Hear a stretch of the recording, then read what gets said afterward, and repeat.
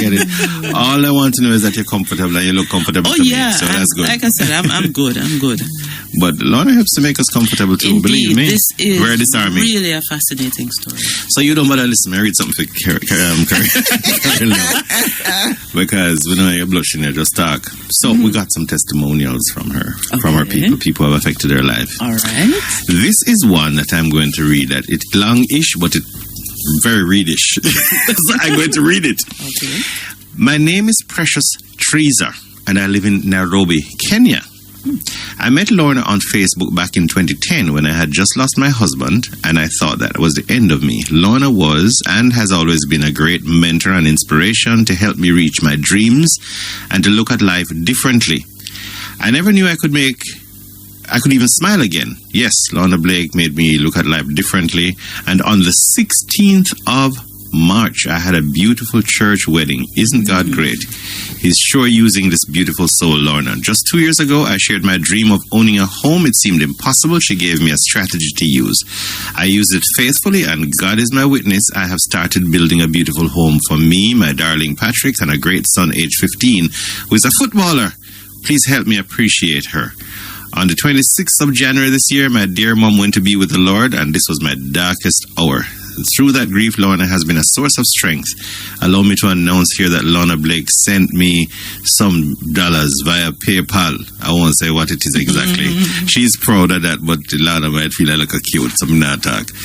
Oh, not too fast. She sent her some money. You know, it does much. Can you? You're wrong with Stacey. After them business? Not at all. No. For their business. Can you imagine receiving This was too much, I thought. I remember just bawling tears and saying, Lorna, it's too much. When you convert that to Kenyan shillings, big money. Today I'm starting to feel myself again. I find myself consulting Lorna for any project or plans that we may have as a family. Such a great soul, a lady with a beautiful soul. Spiritual too, if you ask me. I have to thank her for helping me to get this far. Help me to appreciate this lady. I hope, trusting God, for finances, that one day I may be one of her audience. Watching her live would be my greatest joy and achievement. May God remain true and faithful for this wonderful lady. Hugs and kisses to Lorna and Joe from Nairobi, Kenya. Wow. XOXO. Precious. Oh, wow. Yes. That's awesome, eh? Mm-hmm. Wow. So what do you think about that, Carol? We're not talking to her. I'm just kidding. No, but how do you, after all of that being taken from you, from your it, how did you get enough together inside of you to be able to pour out so much? I could almost cry. Yeah, when we read it, I just should read it several times last night. I was touched like cracks. I'm getting out time to get out of my system. I'm brave now. It touched me so like much. said, nah, touched me and them something there. It No, it touched me last night and nearly mad me. I'm like, what?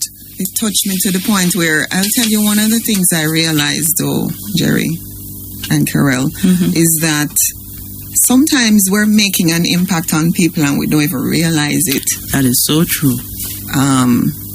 To be honest with you, I didn't know all of those details, that all of the different, like, I know I met her in 2010, but I can't tell you that I knew that she was watching and modeling and, you know, emulating and, yeah, because there's so many people that I come across and I will share tips and strategies and whatnot and them not use it, right?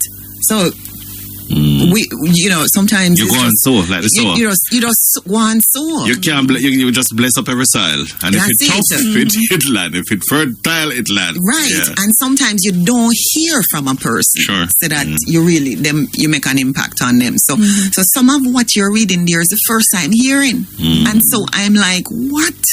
That's huge, you know. And I'm so blessed that I've had an impact on her. One of the things that I do believe, though, is that some people, their success, they measure that in terms of stuff you were talking about, who we are. And the bigger the house and the bigger the car and the bigger the this. But I measure mine according to significance. John Maxwell, my mentor and leadership trainer, you know, and talk about when you've tasted John C. Maxwell, when you've tasted significance, you will never have to actually run after success. You don't see success in a different way. So for me, it's about impact. Like I said to you, you see, when I had the experience that I had at school, I had a vision in my head that I'm gonna help children, I'm gonna help students, I'm gonna provide scholarships, I'm gonna do all kind of things. And ever since I was coming up, I think my mom helped inculcate this sense of responsibility to younger ones and responsibility to whoever, you know. So I grew up responsible. And you see how I had this sense of, well, I'm protecting her and protecting this one. And I can't even tell you how I come to be this way. It's just something that's in me. And them say, what is in you, it must come out. That's right. So it's not something that I even try to do. It's just something in me. I have to do it. It's part of my purpose. It's like my calling in life. And if I don't do it, I am going to be just a shell of who I'm supposed to be. Sure. I can't help that. Understood. Wow. Yeah. So it's really who you are, and it's coming into full bloom. Yeah. This was always there, but it's being nurtured now. Yeah, I'm grateful. Really grateful. One of the areas I'd like to also understand, so you took us up to the point where you're in Canada now, and you're kind of floundering. Floundering, yes. When did that settle enough for you to even just enter the school system, let alone to move on to landing an honors degree? I'm sure it was a whole heap of blood, sweat, and tears. God, I can't even tell you. So it's a lot of story, but we're going to try. Yeah, man, start about one. Pick one. Like we see if we can unpack it. Yes. yes. Unpack it. See, I love the word. So much here to unpack. Yeah.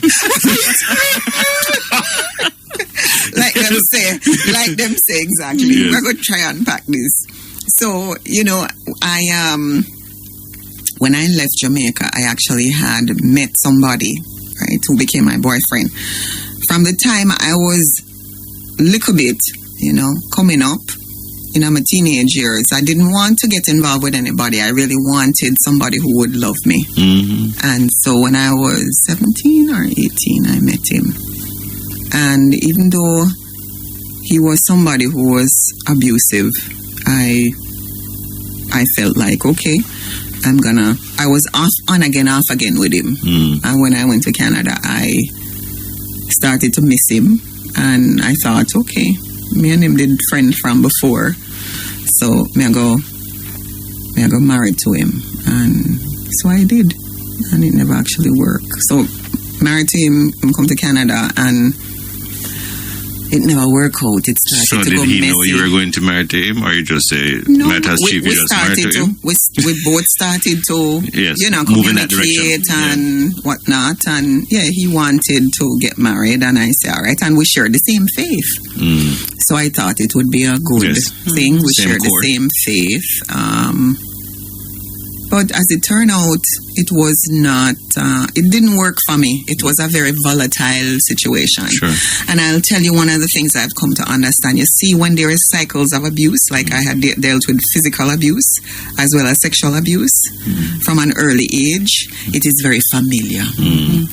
And what happens is, if it is not healed and dealt with and addressed and resolved, you end up attracting the very thing that you knew, right? That you knew your whole childhood. That was the most familiar thing. And so initially there was some really sordid type of stuff that I can't really share, but we take your word for it. Oh my Lord. Yeah, we just take your word for it. That was painful. Within a year of him coming to Canada, we split and then separate and this and back and forth. And my younger son, my older son was born within a couple of years of that. Within a couple of years of the split. Same time, him have somebody else pregnant. Me pregnant. So, you know, it was just them time they know me have to call on God really, really hard. And so you see Shirley Caesar and this Buju Banton song here, all them songs, they just really hold my faith. Sure. I had to pray through a whole lot of stuff in order to find my footing. I had dealt with a lot of shame. You know, like, where does me put myself back in? You know, here it is. It's like me know some to leave the situation, and me kind of leave it, but me not leave it completely. And when me I try to leave it completely, It's as if it's coming right back. it's like, no, me pregnant with him child, and somebody else pregnant with him child, and which have children 3 months apart, and all kind of something. Like, I mean, it's a serious something. In the process of that, I'm going to share something else that for some people they might deal with some shame about. The man divorced me in the process of that. He basically divorced me. Say, him never want me to have him child. And me now make him shame. Him say me shame him in front of the church. And because... So you hold him down and get the baby? Him basically I say him not responsible. No, I don't understand it. Yeah, me hold him down and get the baby. Me and him a split, and him come on my yard to take up him clothes and whatnot. And as it turned out, you know, a sexual encounter happened where me get pregnant. I stopped judging him something, you know. And My him father. figure. Yeah. But God had something, and I'm telling you, that was my first child. Who's a wonderful human being. 25 years old now, and he is a star. But It's supposed to born. It's supposed to come true. It's supposed to born. It's supposed to come true. But Yes. his dad at the time, and if him a listen, him now to feel shame, because this is something that really, you know, some of them something I really want to tell them all of the details. But yeah, his dad basically said, no, I don't want to be with you. You shame me with it in front of the church, and him get this fellowship from the church because the pastor was also a friend of mine, and him say, at this time, you know, me a person in a church, me whole office in a church, me a treasurer, and me a head of department, me all kind of something. So me did shame. When we tell us me shame, it's like me can't hold up my head. Oh, yeah. Me can't hold up my head, and me really have to call on God and fast and pray about them something there. And you know, within a short time, actually me started losing the baby in the first trimester, and it's like I was working in a position where I was an accounting clerk in an insurance company, and they were so good to me at the time, because keep in mind, I have no family in Canada. No, you know, all me I talk to you now, me still have no family. Right? I just me and my church community and, you know, whoever, friend and so. Yes. And long story short, my job was secure. I had to take off like a good 5 months of work, off of work. And then pay me my full salary, and you know, I was able to do whatever because I had to be on bed rest. Boy, me go through something. No, come to think of it, me go through something. Anyway, at this point in time now, me sponsor my mother and my two younger siblings. My two youngest siblings. And by the time if I have the little boy, the man come around, say him want to be in the child life and him want to be together. And my mother and my two youngest siblings, them come to Canada. So now me have family. Now me have family. So we come together for the child birth and so on. And but it wasn't. We never completely together. Right. And so we were off and on for the next little bit. And my second child born while I was at university. So all of them things are go on. You know, all of this was happening over a 10-year period between the time when I left Jamaica and when my child have the first one. It's about 10 years. Right? So That's when I say to you, say it's a whole heap of struggle. So, yeah. I know better rose. It wasn't a better rose. That first child born. But during that time, I knew that my vision became clearer that I need to go to school and study social work. I knew it because that first time I went to see a counselor and the help that I got was so tremendous. It was so empowering. It was so freeing. I said to myself, I have to go study social work because I can help free people from such severe trauma. I want to study that. And so I did a few courses, but I enrolled, and at this point I was working in the insurance company, and this was featured in a book. I shared this story of how I had a secure job that I'd had for about 3 years. I had a good income. I had a bunch of things working right. I had benefits. I had flex time. I could work, a certain amount of time. And during the time that I was there, I had this sense that, it's good to have this job. It's comfortable. I can now travel. I have my first child now, and I can do things. I think it was months old, and I said, I want to go to university now. And when I made that decision, the person who was my trainer in the position, and I told her, she was like, that's not a good idea to go to university now. You start your family, and you should take care of your son. That is the responsible thing to do. I said, well, all right. Me just sit on it for a while and me ask God for a sign. And at that point, God really showed me, say, when you come to the end of all the light, this is a quote from Patrick Overton. It says, when you come to the end of all the light, and you're about to step off into the darkness of the unknown, faith is knowing that one of two things will happen. There'll be something to stand on, or you will be taught how to fly. And listen, I took that literally. I said, God, I believe you. And at that time, I could get student loan because they wouldn't allow me to get any student loan before. But now that I have a child, a little dependent, I could get student loan. So me get student loan, and my son born 92 May, and I started my university program in 93 September. Wow, a year and change a bit. A year and change, me start just like that. And me step off on faith, and long story short. How young were you at the time? 29, 30. With so a toddler, just within that. Yeah, with a toddler. Within that same time. A toddler and college. And full time. Full time. I was like, I'm going for it. I'm just going to go for it. So my first year was like, I was just in the zone. I was getting full straight A's. I was doing wonderful. And at the end of my first year, we are going to second year, and we find out I'm pregnant. Nice. And then the man started, this is the same man, and the man just started to raise up his voice and say, yeah, you're the on your own. I never tell you if you go get pregnant, get yourself pregnant. So get yourself pregnant.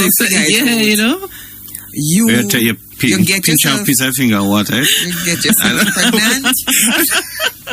Propagation? You go figure it out. What the hell? Yes. So now me have to see one counsel about that now, and and the counselor said to me, he said, I'm sensing, he's a guy, he said, I'm sensing that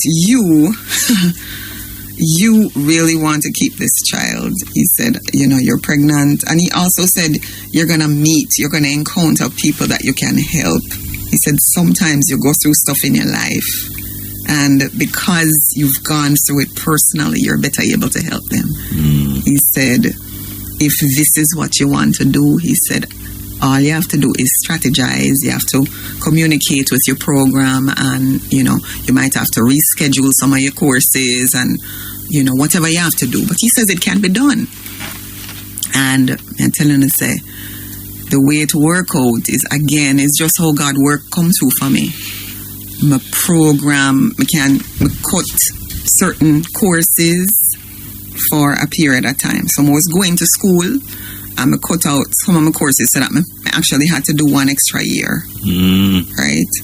But I scheduled my internship for my next internship. I had internships, several of them.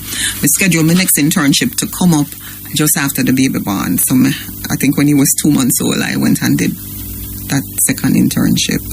And boy, long story short, I don't know how I finish with honors. A year after the people I want to start the program with, them graduate a year ahead. But when it come down to it, yeah, me done. I finish it with honors. The passion. Something. It's something. Miracle. Yeah, but not. Yeah. We can't be afraid of the M word. No, and I am not afraid of it because I have seen it come through so many different times in my life that I'm like, God, you are God. You know, and I just have to give you praise for that, because sometimes some of them something they can't actually take all the credit for it. How it come to be, you know. It just seems. I think that's faith, or where really and truly you don't know. You see the results and evidence of seeing that seen. Not seen. You don't know. And you know what? You know what's fascinating? How me know so that I was being guided to do that. The year when I finished my program and I went back to see my colleagues in the insurance company, everybody downsized except one person. Wow. Everybody gone. It's like God was preparing me. Say, you see this place here? You see this job, how it looks secure? It's not secure. So you have to do something different with your life. And because I stepped up to the calling, because I knew I was being called to do that, it worked in my favor. And that degree has opened, doors and doors and doors, and the doors just keep opening. Wow. Based on me having taken that. Stepping out on faith, not even knowing, stepping out into the darkness of the unknown, basically. It's really faith. Yeah. You step on the first step and you don't know if the ladder have a top. Don't know. It's like, just chuck off. Tell you. Well, we'll talk more about that with our very special guest, Lorna Blake, author, motivational speaker, leadership coach. We have a text here, Lorna. It says, listening from Toronto, enjoying your guest, Lorna Blake. She's an awesome woman. Touching and inspiring. I'm proud of her. I'm a sister friend and an ex-neighbor. Doesn't say who it is, but your people never listen.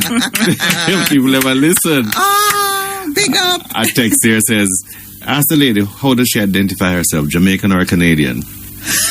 Neither. Me a Jamaican all the time, but me a international. I'm just a world traveler still. Myself as so much. But I don't like to. You're a world citizen who was born in Jamaica. Citizen of the world who was born here. Yeah.